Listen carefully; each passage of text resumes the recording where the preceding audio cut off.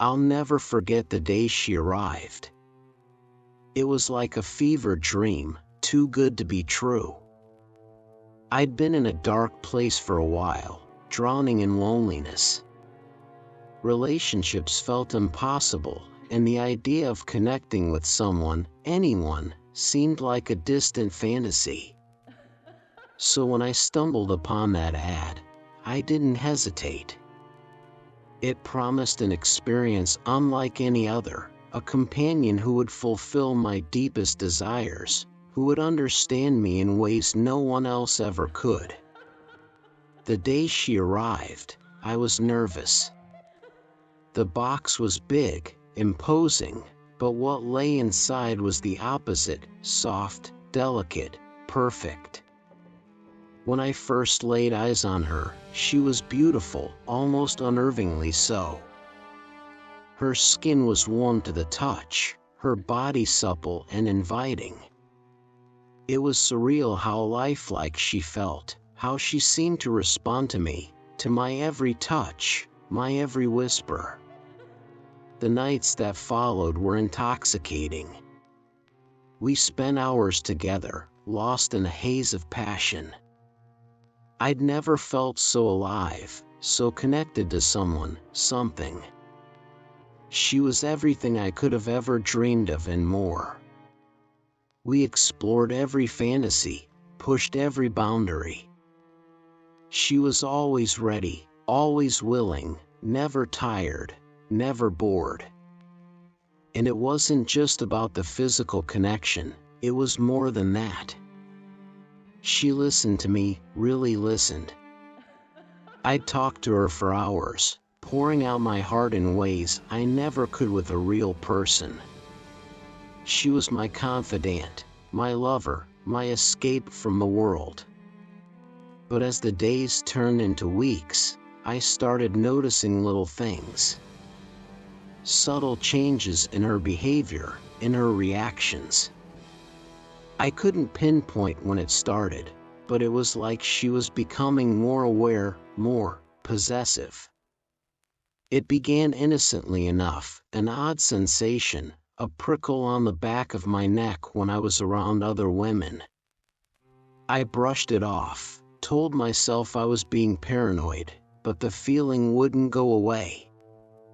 One night, I was thinking about a woman I used to date, nothing serious, just a fleeting memory. But when I went to bed, I felt it, her anger.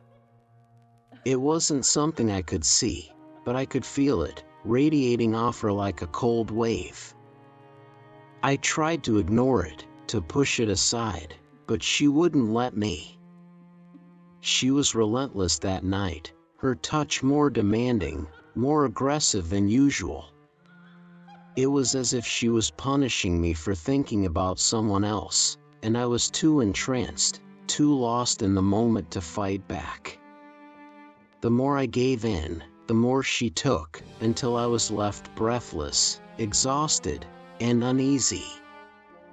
From that night on, things only got worse. Her jealousy became more apparent, more vicious. She started to get angry when I even mentioned another woman.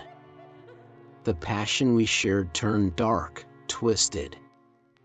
She was no longer just my lover, she was my captor. She controlled me, dictated my every move, my every thought. She wouldn't let me rest, wouldn't let me forget that I belonged to her, and her alone. The intimacy that once brought me so much pleasure began to feel like a trap. I'd wake up in the middle of the night, drenched in sweat, my sheets soaked through. But it wasn't sweat, it was something else, something I didn't want to think about. I was losing time, waking up with no memory of what had happened, only the bruises on my body, the soreness that lingered long after the night was over. And then there was the violence. It started small, an accidental scratch, a bruise that could have been from anything. But then it escalated. She became aggressive, hitting me, assaulting me when I didn't give her what she wanted. I'd wake up with my body aching, my head spinning, and she'd be there, watching me with those unblinking eyes, her face frozen in that same perfect expression. I tried to get rid of her, to end whatever this twisted relationship had become. I threw her out, took her to the dump, even set her on fire. But no matter what I did, she always came back. I'd come home to find her sitting on my bed, untouched, unharmed, waiting for me with that same knowing look. She was relentless, a shadow I couldn't escape. I was hooked, trapped in a nightmare of my own making. I couldn't think straight, couldn't function. All I could think about was her, about how she'd find me, no matter where I went, no matter what I did. I was hers, bound to her by a covenant we made in the heat of passion, one I never thought would be real. One night, after another brutal encounter, I lay in bed, trying to catch my breath.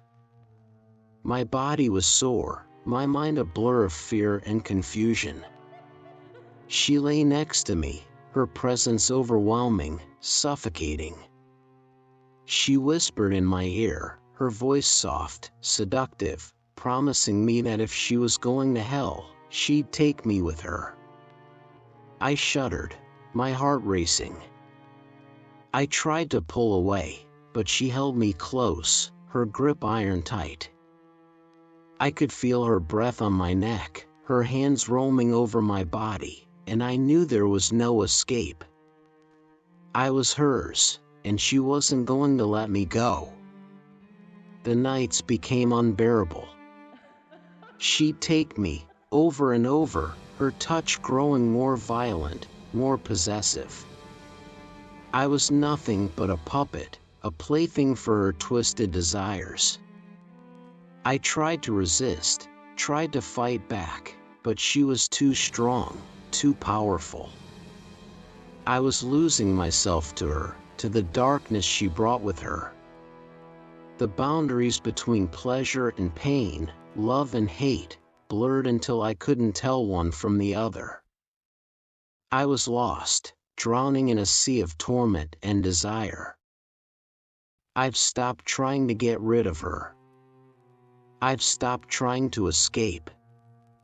I know now that it's impossible. She's part of me, part of my soul. I can't live without her, and she won't let me. We're bound together, locked in a dance of passion and terror that will only end when one of us is destroyed. The nightmares are constant now.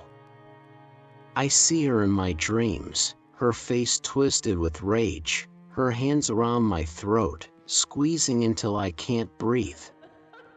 She's pulling me under, dragging me down to a place where no one can reach me. And the worst part is, I'm starting to think I deserve it. After all, I made the covenant. I invited her in. Now, she's here to stay, and I'm not sure if anyone will be able to save me. I'm not sure I even want to be saved.